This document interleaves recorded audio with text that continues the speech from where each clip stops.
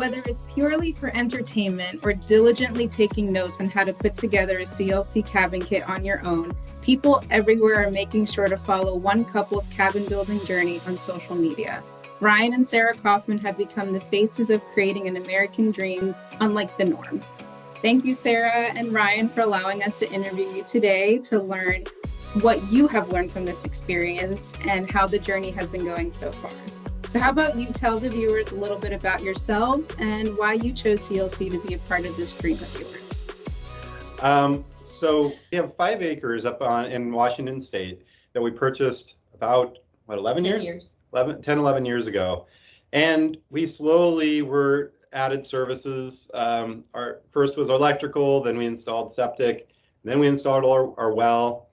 And this was been done slowly with cash over time. And we kind of got to the point where we were like, okay, the next logical step is to build a house. And so we started looking at cabin kit companies, and it really, there were a few companies we were looking at, contacted their sales teams and looked through their designs. And I really think that the main thing for me was that we really liked Conestoga Log Cabin's designs, and especially the Alpine Ridge that we chose. The windows are just gorgeous. We just fell in love with that design. Now, that prow front has made me curse a few times because little did I know that prow front involves lots of angles that make the construction process a lot harder. But it looks gorgeous and we love it. The other thing is the pre-sales support. I can't remember how many back and forths we had, but I imagine it was a lot. And the patience and care that the sales team took in answering questions, and even through like the permitting process and like helping us make sure that we were all ready to go with our permits, it was just, it was wonderful. And that's carried on through the support of the support team, like after we've had it as well. So yeah, I figured the kit would get delivered and it'd be like, good luck. Like, and that has not been the case, which we are so grateful for. But yeah. And even I remember picking out lights and trying to figure out our electrical and being able to ask questions at that point, like early on when we just didn't quite understand what was happening. So it's been great. I looked at Ryan, I said, there must be homes somewhere where it's like a kit and you can put it together. And that's when the wheels started turning and we just started internet searching, like, is there a cabin kit home? Is this something you can DIY? Can you build your own house? So, and prior to us having that revelation, Sarah had built nothing. I had helped with the shed and I was not happy through the whole process. No, and told him basically I'm not helping anymore. So it just took a contractor coming and saying, oh yeah, we can do this and it's going to be a lot of money. And I was like, oh, never mind. Yeah, so my skill level had to go from like a 5 to a 9, and hers had to go from a 1. Like 1 to a 5. Yeah. So we definitely have learned so much during this process, and it's going to be, I feel like it's going to be the greatest feeling to, like, as we're living in the house, to know that, every inch of the house has a little part of us, in it.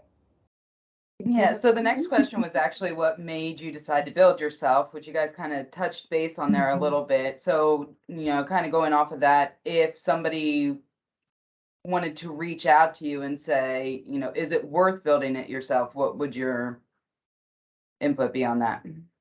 It depends on the day. But I really think, I always tell people have like the big things that I've done where it's like, I ran a marathon and that's like this amazing thing. I gave birth to twins. It's an amazing thing. And building a house is going to be one of those things. I think Ryan and I are both those type of people. Like we kind of like to do the things that people say you can't do. Yeah. And it's just built into us. So I'm always trying to think what you could, like, if people were like, should I do this? I never know what to tell people because I'm like, well, it's a big undertaking. Yeah, I mean, it's the thing. Like, there's some people that want the easy button, but we found in life where like memories aren't really created in the easy button. Like struggle and sacrifice is those are the things that really, stand out when you look back at life, and those become your memories. So, from day to day, it's like, I don't want to get out there and do the prow front trim, which is what we're doing right now. But we did, it's just, if you just push through day by day, that you're going to get to this big goal that you know that you're not going to regret. Yeah. So. It's been an amazing experience. So, and we've had plenty of naysayers, like family included. I always say, I'm like, lots of people are like, you guys are crazy. And I'm always like, you guys know that. So actually kind of funny, you're talking about the memories, which actually leads into the next question. Most memorable moment of the build so far, since I'm sure there have been some really like good days and some really, really bad days with projects like this. So what is the most memorable? So the most, like, I think emotional, but not really building related, was the day that our cabin arrived, like on the flatbed trucks, and we're just like, and then we're up a private road, so we couldn't have the trucks like come up on site. So we had to like ferry all the materials up our hill, like one pallet at a time with the giant grate all thing. So that part was just work, but just like seeing the trucks arrive, seeing the full of materials, and just, an absolute blank slate beginning was really, really cool. And then as far as kind of like most memorable part so far of the build was setting a ridge beam. Like, that it really took what was hard to imagine of a house or a cabin or whatever you want to call it into real life. Like, it really started making it seem like it could be a structure. And we like did it with 2 like material lifts instead of a crane. So it was like, and what is the height on that is what, like, I don't know, 24 feet high or something. Crazy. And so we had those material lifts maxed out, one on each end, and like, it was probably one of the scariest, but like kind of cool moments we've had on the build so far. And then for me, it was finally seeing our windows in place. Like, once they were all done, the big window wall that we have on our thing, because we have dreamed of a house with a window wall on this land since we purchased it. Well, like, since we bought our first house. We were like, oh my gosh, that'd be so cool. Could you just imagine if you just got to live, like, these are houses people vacation in, and it's just going to be our house. But I remember, I think after Cameron left, which was, he helped us install 6 windows, but me and Ryan went in the house and looked out at the Hood Canal, and we were like, oh my God, it's like here. So we still had like 4 more windows to fit in, and they gave us a run for our money. But it's like, that was definitely, and whenever I'm down and I don't want to work on the build, I go stand and look out those windows, and I'm like, ooh, you keep working, and this is your living room. Like, this is what you wake up to every day. And I'm like, okay, I got this.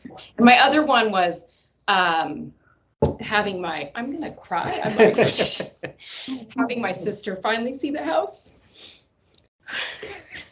Because she saw it at Log Walls, and then she saw it this summer, and it was like finally seeing somebody do the work we've been doing in person. It was like so cool to see it through their eyes. And she looked at me and she's like, I can't believe you did this. And we still have like a whole nother year's worth of work, but it's still just like, it's really rewarding. Yeah.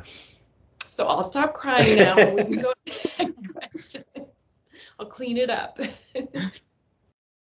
So the last one that I have is Conestoga says they're a pretty inclusive kit, and when we offer our kits to customers and we can meet building codes and everything like that, what do you wish we would include in our kit that we don't? I don't think there was a whole lot. I think we already talked a little bit before, like, about kind of not necessarily materials, but like onboarding and instruction. I think probably would be the primary one. We did have some confusion around like where exactly, and I'm sure it was on our end, but like if the things started at the sill plate, because we had it in our head that we needed to have the sill plate. So we ended up, going out and buying all the sill plate material, and then that lumber and materials were included. So that was an error on our part, just kind of not understanding like where the material kit started. The other thing, I guess, probably, and this probably goes back from like kind of the older days of smaller cabins, I would imagine, but like we ended up with a boatload of traditional hardware, roofing nails and just nails and stuff like that. And I can't imagine building a house this size without using pneumatic tools. So now we have like boxes of hardware, which I'm sure we'll figure out a place to use them. And not that it was probably amounted to a whole lot in cost amount, but I don't know. It seems like maybe that could be kind of modernized a bit. So like you have the hardware you need for like maybe pneumatic tools, or make it an option maybe. Yeah, I was gonna say if it was just the option to choose, because I know that all costs a little bit more. So, but that's probably the only thing I can think of so far. Yeah. So. That's good. Thank you. You alluded in the beginning of our conversation about the reason you chose Conestoga was a lot about the support that you received on the front end from the sales side, and then throughout the build. So tell us a little bit more about the experience you've had so far with customer support, maybe more specifically. So if somebody was considering building a cabin, working with Conestoga, what they would actually expect. We had never been general contractors or contractors. When we built our previous home, it was basically us just picking materials and the contractor, building it. So, and it's kind of funny when we tell people that we're building our house, they're like, "Oh, that's cool." We're like, "No, we're like building." But I think the part that, navigating, so not having that experience, the permitting process is kind of overwhelming and kind of daunting, because you hear kind of horror stories of counties being like, I don't know, not very friendly to DIY or self builds. And that was kind of something we were concerned about and didn't really know how we were navigating that process. But and a lot of that just happened in the background as we got our plans. We were able to get those off to the county permit office. But as there were questions between the structural engineers and Conestoga, sometimes I'd see back and forth between on CCs. But a lot of that was just being taken care of in the background.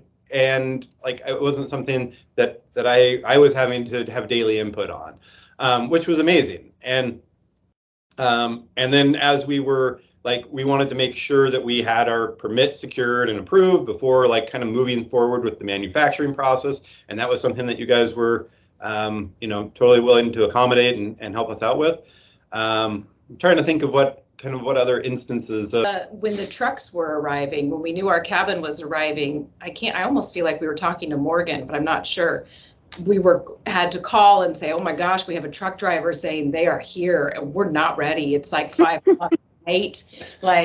What? And it was amazing. At that point, everybody was kind of like, "Oh no, we're going to make sure your products are coming when they're supposed to come, when you guys are ready." And jumped into action. Jumped in. And I think at that moment I was like, okay, we've got people in our corner that aren't just us. It isn't just us having to freak out. And probably the first conversation we had with Eric on the phone, which was kind of a crack up, because he's like, well, and I know most people who are building their own house have a lot of experience. And we're both I'm looking at Ryan yeah. And I'm like, you better get used to us, Eric. We're going to a lot. Because I think we might have called at the beginning, just be like, can you just lay out what we should do first? Because we opened up the binder and we were excited to read step 1, and there was no step 1. We were and then all of a sudden Ryan pulled out plans and I was like, oh my God, oh wow, we have to do plans. Well, and then, and we figured it all out. Yeah. But it's been awesome, the help that we've gotten from the team and support. And it's kind of funny, the videos that Conestoga had on their website, Sarah's dad kind of deep dived into all the videos so he could help out however he could from afar. They live in Iowa. And so he was like, okay, it looks like you're going to have the tongue and groove boards and all this. So he like, did he ship us or bring us? He had these big pipe clamps so that he was like, oh, these will make it so that you can like make sure they're all tight when you nail them and glue them. And then we're like, I don't think we have the flooring. Where's the flooring? And it's like, oh yeah, you have subfloor, you have OSB. And we're like, oh, okay, good. You know, we pride ourselves in making sure that the customer is really taken care of. So to hear it directly from you brings me so much happiness. And I'm sure everyone on this call feels the exact same way. I have shared with you that I've been along this journey with you, and I have my morning coffee with you on every single video. And one of your most recent videos, Sarah posed a question out to your audience. When is the building a cabin versus when is it an actual home? So we determined that based on square footage. How, after having that conversation and posting your video and seeing all of your viewers' responses, how do you differentiate that now from your perspective? Well, it's been a mixed bag on the answers. Like I would say it's 50-50 on the answers from everybody. And it all started because I had a big debate with a friend because he's like, you got to stop calling this thing a cabin. It's totally a house. And he's like, it's too big. You're going to live in it full time. Like he listed all these things. And I was like, it has log walls. It is a cabin.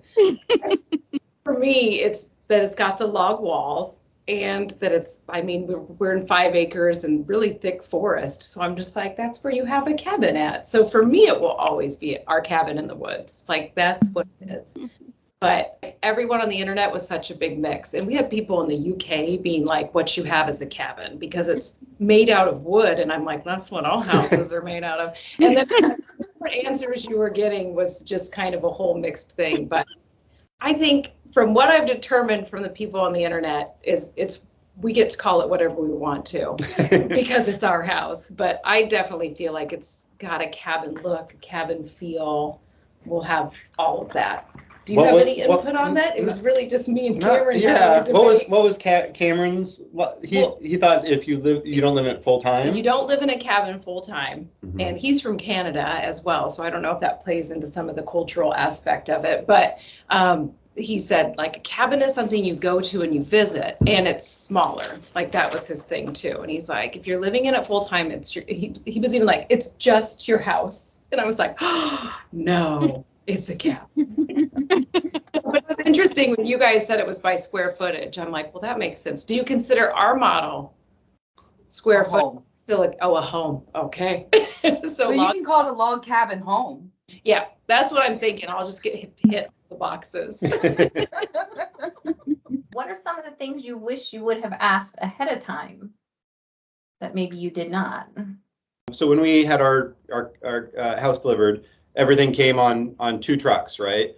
And this other couple that were building, and it sounds like they had a different kit, but they were able to, they split their delivery into kind of two deliveries. One that was going to be basically get them to dry in, and then like, I guess, plan on overwintering without doing any work or whatever, and then having the next delivery come through with like whatever the next phase is. So basically you're not stuck trying to protect a lot of materials from rain and bugs or whatever. Like if you're planning to do it yourself, and then you're kind of have a lot of material that you're trying to protect for a couple of years. So I would have asked about that if that was an option. I didn't even think about it. It was not a question that I even thought I should ask. Let's see. And then mine was kind of knowing how to lay out the materials when we got them, which again, we wouldn't have known until we've done it. Like and the directions did say for sure, don't stack anything, which we did. And we had to pay for a few times so far, but nothing too major. But just kind of knowing. But maybe a little asterisk that says, but if you absolutely must stack, here's what you should not put. What you don't. Just kind of knowing our subfloor was kind of far away from our, actually it wasn't. The subfloor was pretty close. It was the roofing that was kind of far. Yeah. But it was just like, we didn't quite know, and to almost have an idea of like, make sure you've got the log walls really close. You're going to use those first. Your subfloor is this package. That might have been a really cool thing to know. But that's another thing where you wouldn't even know it until you're doing it. And we actually have our neighbor down the road is doing something similar, not a not a log cabin style. But we looked at his product and a lot of it was stacked, and he definitely got the side eye from us as we were driving by. You're gonna regret that, and that looks real far.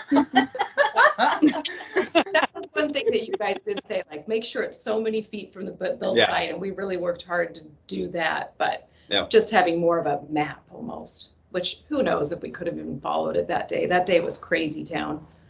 The last one that I had was like, you know, understanding what we should have had prepared prior to the cabin arriving. Because like we could have installed our center posts and main support the main beam going across the middle of the house prior to the kit arriving. And I'm not sure what we thought was going to be in the kit that we needed that wouldn't have been there. But we basically wasted a couple weeks of build time because like we could have had that completed before the kit arrived. So idiot proofing your customers, you know, like just being like, yeah, you probably know this already, but you know, here's what you should have ready prior to your kit arriving. Yeah. Good for us to note. All right. If you could tell others, soon to be cabin owners, anything, what would it be? I think make sure you're familiar with reading plans is a good one. And just the amount of time it's going to take you is way longer than you can imagine. So I think for every project we go into, we're like, oh, like electrical, we were like, this is going to take us 2 weeks, took us 6 weeks. Like it has been the almost like multiply by 6 has been started to just be our thing. And then that sounds outlandish. And then we like finished before then and we're like, yeah, we did it. But it's just like, even in the beginning, it was like the subfloor. We were like, oh, we're going to knock that out in a day. And then we're like, or not, we're going to set the first, like we've gotten a lot more realistic of like when we're starting a new portion, we're probably going to spend the whole first day just figuring out what the heck we're doing. Yeah. And then the next day, we'll finally, when you hit that flow state. But if you're a total newbie amateur builder, it's going to take so much longer than you are anticipating. And I think we both anticipated that it would take the amount of time it was going to take. We didn't have a time frame, but there's definitely been things where we've been like, wow, that took us a long time to do one thing.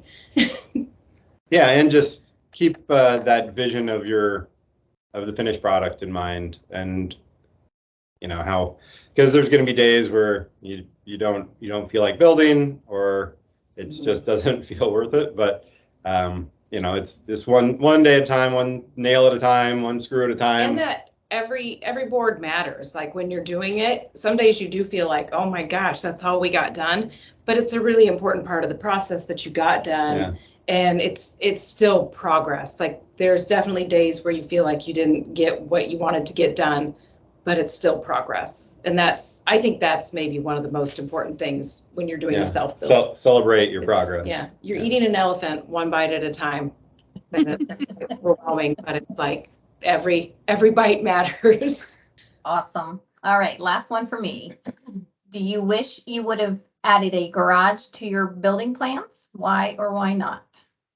I think we were both like a solid no on this one. Yeah, I think for at least for our specific plan, I think it would like kind of ruin the symmetry of the design, unless it was like off the very back or something. I'm not sure how it would be added on. But our plan is to, after we build the house, is to build an outbuilding shop.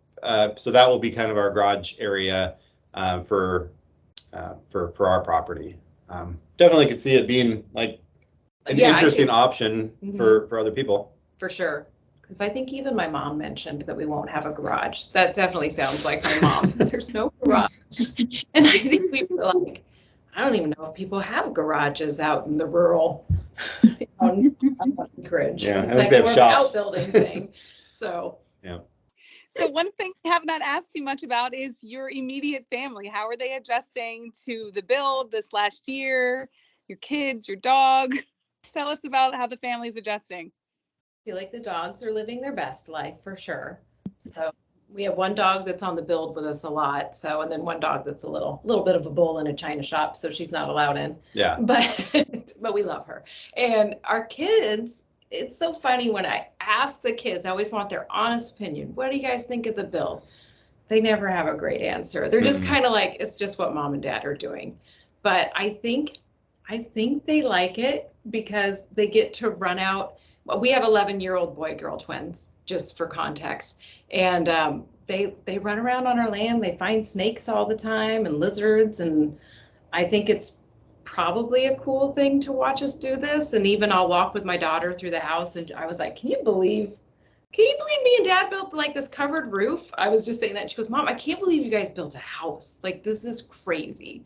So I think they kind of see the grandness of it. Yeah. But I am glad that we, so our living situation right now is Sarah and I live in a 35-foot trailer. And then we also have a 30-foot yurt that the kids, is their bedroom, and it's also like our family hangout spot. And that's where we are. I think it would be extremely difficult and a lot more stress if we didn't have this space. If we were just trying to all live in a trailer, it would be very, very difficult. When COVID first happened, and we kind of like it put our house delivery kind of, it didn't seem like we were going to be able to move forward on the timeline that we wanted. Then we switched gears and we were like, well, we already had our summer blocked out to do something, to build something. So instead we built this yurt instead of starting on our cabin home, which was really just a blessing. Because if we wouldn't have, I don't know what we would have done. We would have had to build it at some point, I think. A lot of people think our kids are homeschooled, which they're totally not, because that's not my jam at all. I was a public school teacher for 18 years, but not what I wanted to do with my kiddos. So they go to public school, they go to after school activities. I think that's one of the things we get on social media a lot, like, oh my gosh, your kids probably don't have any friends because you've taken them out of society. And I'm like, we're actually really close to society. We're on the edge of it, is what I always like to tell people. So it's not like we're off-grid living. Yeah, they're really having a very normal life, except they live in a yurt right now. But when you think about it, they get their own complete, like, our daughter just told somebody last night, like, I have like my own house basically. So I guess. So I think they're handling it. And then our parents they're not quite immediate, but I think they think we're a little crazy, but are also super proud of us and we both have really supportive parents on both sides that are just like, I think they're just excited to see us go for something that was so big. It does feel so big, and although we are across the country, we are cheering you on every step of the way. We have Monday meetings as a team, and somebody is always bringing up your most recent videos, and we are literally cheering you on every single step of this way. So we are so proud of you. Appreciate it. Well, thank you so much, Ryan and Sarah, for joining us today. Let's do this again sometime soon. It's like a follow-up to your journey. How about that? Sounds good. All right, we'll talk to you in our next video, hopefully soon. And until then, happy cabin building.